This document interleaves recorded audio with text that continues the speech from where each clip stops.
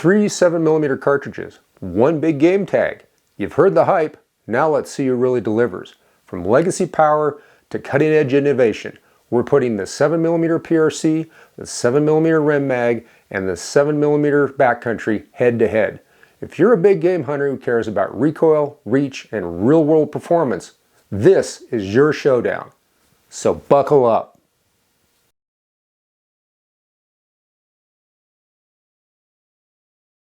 Hello everyone, welcome to another thrilling episode of LocaCarnivore. Glad you could join us, and that's right, today we're talking 7mm cartridges.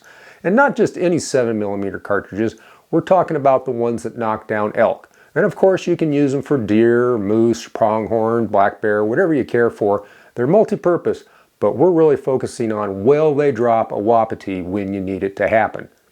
And we've got three contenders today: the 7mm Remington Magnum, the legacy workhorse, the 7mm PRC, the long-range precision darling, and the brand new out of the gate 7mm Backcountry, the tech-forward performer.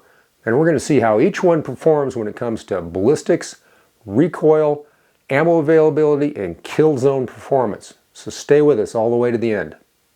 Let's give you a brief overview of each of these cartridges, and then we're going to dive into the details. Okay, we're going to really get down into the weeds on this thing. So hang on, here we go. First out of the gate, 7mm Remington Magnum. This thing's been around since 1962. It's based on the 375 H&H, 375 Holland & Holland Magnum case. It's got that belt at the bottom, which was all the rage back in the 60s and 70s, those belted Magnums. You gotta have a belt because it's so powerful it'll blow the head off the cartridge, which isn't why the belt is there, but that's a different story. Now the 7 Rem Mag uses, and I'm just going to refer to it as that, as a 7 Rem Mag. The 7 Rem Mag generally uses bullet weights between 139 and 175 grains. Generally, your velocity range on this is going to be, depending on bullet weight, 2,900 feet per second up to 3,100 feet per second. Now, the 7 Rem Mag is a 30-06 length cartridge. That was the design criteria for Remington when they came up with this. They wanted it to fit into a standard or long action, bolt action rifle. And like we mentioned, it does have the belt, and it's got an old school 30-degree shoulder, which, although it's not as hip as the new stuff, it makes for butter smooth feeding. So it's a really good cartridge from that respect. This thing has been knocking down deer, elk, pronghorn, moose, black bear, even grizzlies for decades. So it is a proven performer. Now the next youngest cartridge in this trio is the 7mm PRC. It was introduced by Hornady back in 2022, so it's 3 years old at this point. It's designed to handle bullets from about 160 to 195 grains, and its intention was to lean towards those heavy bullets that have high BCs and high sectional densities. Now, depending on bullet weight, your velocity envelope for this cartridge is generally going to be between about 2,950, 2,900, up to 3,000 feet per second. It is viewed as an improvement over the 7 Rem Mag in many respects. It follows the Creedmoor bench rest kind of design philosophy for newer cartridges. It's got a short fat case with a fairly sharp shoulder, and it grips the bullet way back on the bullet shank so that it moves that bullet nose forward to engage the rifling in an optimal fashion. So it is really designed for long-range precision shooting. And like the 7 Rem Mag, it also requires a long or standard action. Now the third contestant is a high-tech upstart. The 7 Backcountry, the 7mm Backcountry, was introduced just this year in 2025, earlier in the year at the SHOT Show. It is designed by Federal, and at the moment, Federal is the only one that's loading for it, to my knowledge. Now, if you know of somebody else that's now loading, put it down in the comments so we can all learn. I mean, we're in this together, right? Now, unlike all the cartridges that have come before, this cartridge is one of the first hunting cartridges designed specifically to work in a shorter barrel with a suppressor. I mean, suppressors are all the rage, and they're a good idea because they really do help protect your hearing to a certain degree. And everybody wants a suppressor. Unfortunately, you don't want it hanging off a 24 or 26-inch barrel. Federal realized this, and most suppressed guns are generally running maybe 20-inch barrels at the most. So they designed this to optimize it. They optimized it for use in a 20-inch barrel with a suppressor. And then, of course, if you use it unsuppressed or even suppressed in a 24-inch barrel, you're going to get different velocity figures. But this case is all steel. It's kind of like ramps up on the hybrid case for the 270 Fury, the 277 Fury from SIG that was designed to go in the XM7 service rifle, the U.S. Armed Forces' newest service rifle. Now that case had a stainless steel case head and then a brass body. Federal went one better, they say, by going with an all-steel, high-tech steel alloy case. The entire case is made out of steel. Now, whether you're going to be able to reload this thing, I don't know yet. If you happen to know, again, down in the comments, let us know about this. But the thing is designed to run at extreme pressures, up to 80,000 psi. Therefore, it's going to take a unique rifle, and at the moment, there's only a handful of rifles out there for this thing. We're going to touch on that in a minute when we get into the use cases for each of these cartridges. Now, what's that mean in practical terms? Basically, out of that 20-inch suppressed barrel, you're going to get about 2925 feet per second, 2,925 feet per second. And then out of a 24-inch barrel, north of 3,100 feet per second. So this thing really hauls the mail. So if you want to shoot it unsuppressed out of that longer barrel, this thing's going to have some legs on it, let's put it that way. 7 Backcountry is also a short action cartridge. So this will fit in shorter, slightly lighter rifles. And again, that fits with that 20-inch barrel suppressed kind of thing. Everybody's generally rocking those on short action lightweight rifles. But we're going to see if it can hold its own against the others in the group and whether or not it's something you should consider. Now, before we dive into the weeds on each of these cartridges, I want to just reiterate to you, I am not shilling for any companies, any brand names that I mention. It's just either because, like with the 7 Backcountry, so far, to my knowledge, Federal is the only one building the thing, so I've got to say that. And likewise with the 7 PRC, while there are more companies loading for it, it was designed by Hornady. So you got to mention who's who, but I don't have any interest in any of these things. I'm not a representative or an influencer for anybody. So there, that's out of the way. Now, one thing I am an influencer is my own channel, the LocaCarnivore channel. And if you could give us a big like on this video, that really helps us a lot, helps us stay here on YouTube.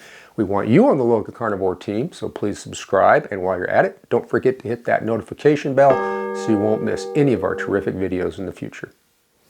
All right, let's dive into the weeds on this thing. Let's see how these cartridges run. What are the actual numbers on this? And let's talk ballistic performance. We're going to start out with that 7mm Remington Magnum, the old dog, the old school guy. There's a lot of loads out there for that 7 Rem Mag, as you may be aware. So I just picked one, 162 grain ELDX from Hornady. That's their extreme low drag expanding bullet. This thing goes out the muzzle at just right around 3,000 feet per second, give or take, which is pretty good. That's pretty good. Now, at 400 yards, you're going to get a drop of about 23 inches, and that's usable. It's not spectacular, but it's usable. Now, your drift, though, is quite good. It's just a smidge over 8 inches. That's in a 10-mile-an-hour crosswind, of course. That's a really good performance, though, overall. Very usable trajectory. Is it laser-like? There are others that will beat it, absolutely, but it's quite good. Now, at 500 yards, and we might as well talk 500 yards for energy and velocity because we're talking about killing elk way out there, we're going to get a velocity of right about 20-50 feet per second, and the energy is going to be just a smidge over 1,500 foot-pounds. Now, is that significant? You bet it is. Because the floor of energy, impact energy, I like to see on elk, and many experts agree that 1,500 foot-pounds is that floor. You shouldn't really be much below that on elk. Now, I like to even see even more. I like 1,800, even 2,000 feet per second, or 2,000 foot-pounds. In fact, in my opinion, you can't put too much energy into an elk. They are just giant four-legged bullet sponges. For the 7 PRC, I chose a 175 grain ELDX load from Hornady. And this thing has got some pretty good numbers on it. You're talking velocity, muzzle velocity, about 3,000, 3,100 feet per second. It's going good. High BC bullet, and therefore your drop, amazingly enough, it's still in the same general range as realm, if you will, as the old Remington Magnum. You're about 23 inches of drop at 400 yards. Drift is better, though. It's about an inch better. So about 7.5 inches on drift in that 10-mile-an-hour crosswind. Not too bad. Now, where this thing really picks up over the Rem Mag, though, is that downrange velocity and energy. You're looking at 100 feet per second more, 2150 feet per second at 500 yards, which translates to a little over 1,800 foot-pounds. Yeah, getting into the kind of numbers I like to see on elk. 1,500 is enough, but boy, I really like to see more, and that PRC gives you 300 foot-pounds more. which is quite a bit. Anything over about 150, 200 foot-pounds will make a substantial difference when it hits the critter. What about Federal's new pressure cooker, the 7 Backcountry? What's it do? Well, there's very limited loads, as you're probably aware. Now, if you know of anybody that's making the ammo other than Federal, please let me know.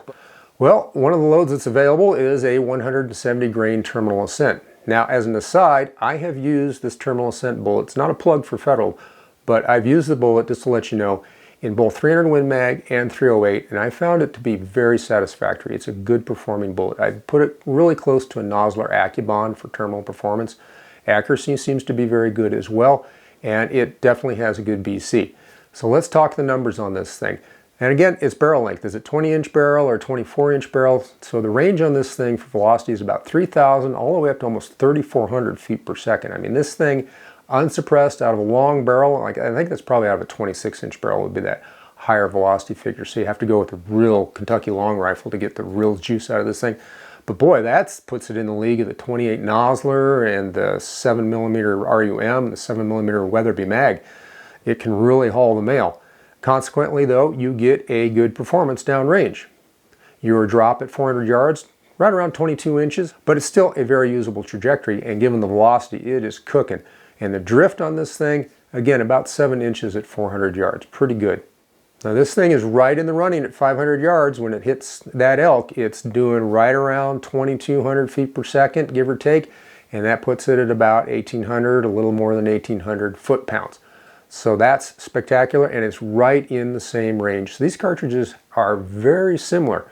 So what's going to make them unique? Well, let's go take a look at recoil and see how bad each one of these is going to slap you around to give you that performance. That's a big consideration because recoil equals accuracy in a lot of cases. If you're getting slapped by the rifle and you're afraid to shoot it, or you flinch, you're not going to shoot very accurately. So let's see what it does. Now the 7 Rem Mag in an 8-pound rifle is going to hit you with about 25 foot-pounds of free recoil energy. Give you a reference, 30-06 is in that 8-pound rifle is going to get you with about 20 to 22 foot-pounds depending on various factors. 308 is going to be about 18 foot-pounds, 17, 18, and the soft-hitting 6.5 Creedmoor, for an example, is down about 13 to 15 foot-pounds. And then a real heavy hammer like a 300 Win Mag is going to be about 30 to 32 foot-pounds. So that gives you that range of where this falls in. Is it light recoiling? No, but is it going to beat you all to death? No, it's going to be a little more than 30-06 and still give you much better performance than a 30-06. So that's kind of a fair trade. Now what about this 7 PRC? Well, frankly, it has more recoil, weight for weight, than the 7mm Remington Magnum. It's just the physics of it. That's one of the downsides of this cartridge. Even though you do get a little better performance, you are going to pay for it at the shoulder. And I figured this with an 8.5-pound rifle, given that it's a long action, and it's still going to generate about 27 foot-pounds of energy. So it's about 2 foot-pounds, 2.5 foot-pounds, depending. Is that enough to make a huge difference? No, you generally need 5 foot-pounds of free recoil before you notice a significant difference shooting a gun. But it's in the same category, but with a little more shove to you. Now with the 7 Backcountry, people, you just know they're going to put it in a lightweight kind of mountain gun. It's already a short action cartridge, so this thing just screams putting this thing in a bare bones, whittled down gun with a short barrel and a suppressor hanging off it. So I figured a 7-pound rifle weight, and that's going to be 24 to 25 foot-pounds depending on various factors. And so that's going to put it in the same category of recoil as the Rem Mag and the PRC, but with a 1 to 1.5 pound lighter rifle and better downrange performance, or at least equivalent downrange performance. So I think you're kind of starting to see where this 7 Backcountry is going to fit into the world. But let's wait till the end of the video and we'll recap everything and let you know which is best for what application. Hey, while you're at it, we could really use your support. We do have a Patreon. The link's down in the description. Please go over there, show us a little love. You'll get some nifty stuff, which is all detailed on the Patreon. Also, if you're looking for some more content and some real deep dive stuff that we just don't have the time for on the channel here in this format, go over to our website, LocaCarnivore.com. You'll see some spectacular stuff over there. And while you're at it, hit the little store tab at the top of the screen while you're on the website. That'll get you into all this groovy LocaCarnivore merchandise, and it's another way to help us out. All right, so far these cartridges sound real good. Each and every one of them has their merits, and they sound like they would be very good choices depending on your application. But the thing is, no matter how great a cartridge is, If you can't find it or afford it, you can't feed the rifle, and it just becomes basically a useless thing that drifts its way further and further into the back of your gun safe. So let's talk about that for a minute. Let's look at the reality here. First, availability. The Rem Mag, hands down favorite. I mean, it's the best-selling cartridge, hunting cartridge worldwide. Even beats out the 308, except in the United States. So it's everywhere. No matter where you go, you'll find 7 Rem Mag. 7 PRC, it's a newer cartridge, but the good news is most ammo companies are offering at least a few loads in this caliber. That means you're generally going to be able to get it. You might have to do some, some mail order, online type stuff, but larger, better stocked sporting goods and hunting stores and whatnot, they're generally going to have a reasonable selection for you. Now the backcountry, wow, that's really going to be a struggle. If you can't find those federal loads, you're up a creek, quite frankly, unless there's something else out there that I don't know about. We already talked about that. I don't know if Federal's going really proprietary on this thing and they're not going to release, the specs on the brass or sell the brass to other companies. I don't know how that's working out, but until that happens, it could be a real struggle. As nice as this cartridge sounds, if you can't find it, you're not going to be able to feed it. And I don't know about reloading. This steel case thing, that's totally new territory. That is a whole new world. And if you know if this thing can be reloaded, or if you've done it already, please go in the comments. I really want to know about this. Hey, I need to take a quick minute out from this video to ask you to do something for me, and that is to share this video. And here's why. YouTube, with their algorithms, they're messing with gun and hunting content again and trying to push us down as much as they possibly can. And if you want to see this type of content, gun, 2A, and hunting content on YouTube in the future, it is up to you. You need to share this video and the video of all the other creators in this space that you watch. It's the only way we can keep it going. So it's up to you. Will you help? What about ammo costs? Well, again, that Rem Mag is going to be the leader. It's going to be the least expensive for you. Figure about, on the low end, 35 to maybe 55, 60 on the high end for the more premium offerings. Really affordable. There's plenty of the budget type ammo, the Federal Blue box and the Winchester White box and the Remington green and yellow box stuff. So there's plenty of that out there. Now the PRC is not going to be nearly as gentle on your wallet. Figure a range of about $55 to $75 a box, and that's because there are, to my knowledge at the moment, no low-cost loads available in this. And I did a video not too long ago on the 7mm PRC and dealt with this in detail. I'll put the link down in the description. You can go watch that. I think you'll find that very interesting if you're interested in diving deep into the PRC cartridge. Now the 7mm backcountry, that's going to hurt. You're talking upwards of almost $80, almost $90 a box in some cases. It's not cheap.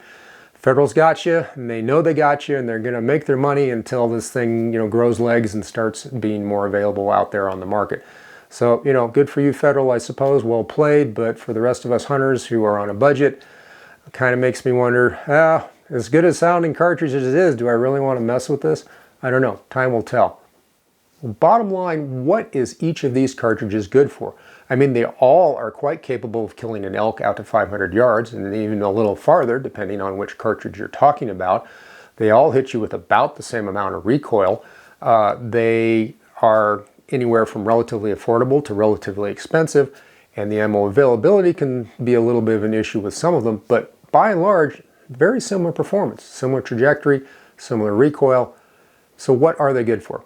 Well, let's take a look at this. First of all, if you need ammo availability and you want a gun that you can take anywhere in the world and not worry about it, and it is affordable to run, the 7mm Rem Mag will get the job done. It's been knocking down Wapiti and other critters for over 60 years. Hard to beat a track record like that. It's a proven product. Everybody knows what it can and cannot do, and there's a ton of rifles out there for it, of course. Now, if you're talking real long-range precision, I think that 7mm PRC is the way to go.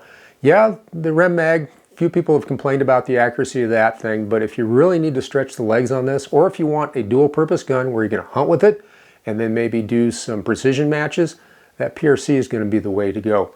The PRC is also going to be more friendly, I think, as far as reloading.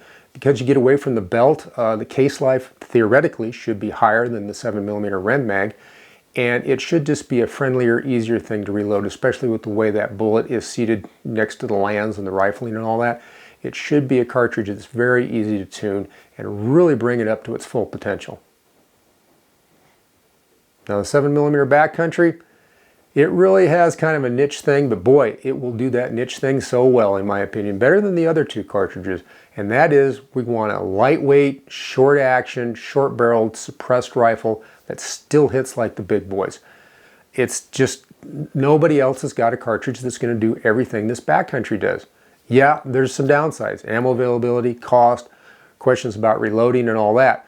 But if you're looking for that super specialized gun for that Rocky Mountain bighorn sheep hunt or mountain goat or Dall sheep or something like that, or you're going out looking for an ibex or something exotic like that you really need that reach, or you're just going to go for a really deep backcountry elk hunt and you don't want any more weight than you have to bring along, I think that Backcountry is going to fit the bill for you.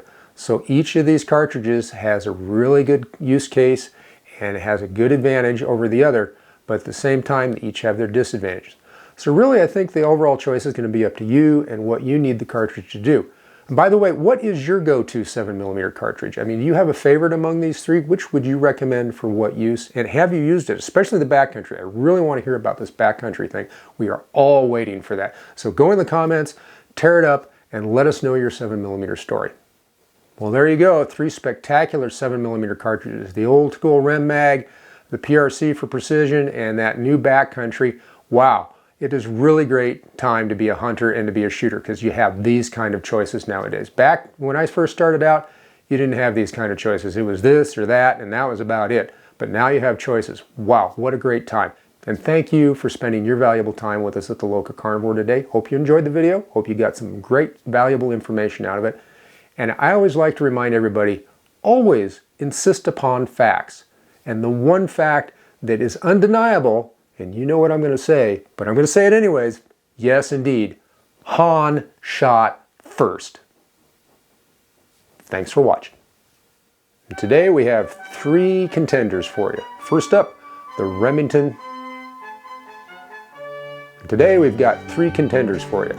First up will be the 7mm Remington Magnum. We've got 3 contenders for you today. First up is going to be that We've got 3 contenders today. We're going to cover each and every one of them. We've got 3 contenders for you today. We're going to cover each and every one of them. First, the 7mm first.